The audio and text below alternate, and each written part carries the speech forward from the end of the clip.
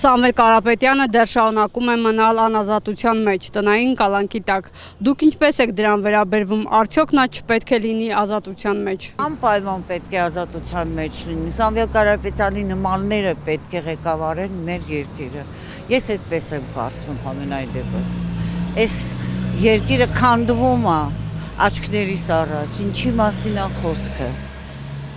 Ես համամիտ չեմ, որ նրանք դեռ կալանքի տակ են պահում։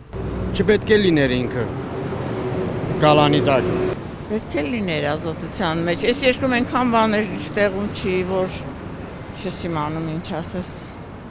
Հան իրավի բռնել են մեծ գործարար, բարերար, իր գումարները դրսում աշխատել, լիքը ներդրումներ արել, մեր կրկեսն է բացել ի վերջո։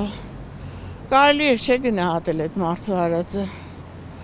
Բայց հանիրավի անտեղի բռնվում են թախնդրական այս վիճակները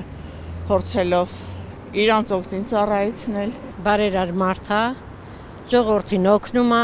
ամեն ինչ կազմակերպում է, պետք չի կալանքի տակ պահել ազգ շատ դժգոհ ենք։ Հիմիկվա ղեկավարությունից։ Ես չեմ հասկանում ինչի այդ մարդը ընդհանրապես տենց հալածանքների ենթարկվում են, ամենաուժեղ հանցագործները տենց ազատ են ման գալի, այդ մարդը ինչի պետքա տնային կալանքում լինի։ Ես ընդհանրապես շատ լավ կարծիքի եմ իր մասին, ինքը պետքա կալանքում չլինի, եթե ինձ հարցնեն, բայց ինձ հարցնող չկա։ Իհարկե, այո, ես լրիվ համամիտ եմ ազատ լինելու։ Յուրաքանչյուր մարդ պետք է ազատության մեջ լինի։ Սիմվոլ է Սամվել Կարապետյանը։ Պետք է ազատ արձակեն ուղղակի։ Շատ վատ եմ վերաբերվում բոլոր կալանավորումներին եւ համարում եմ քաղաքական բոլոր կալանավորներին։ Նա ինձ թվում է կապ չունի ոչ մի հանցագործության հետ, նա եղել է բարերար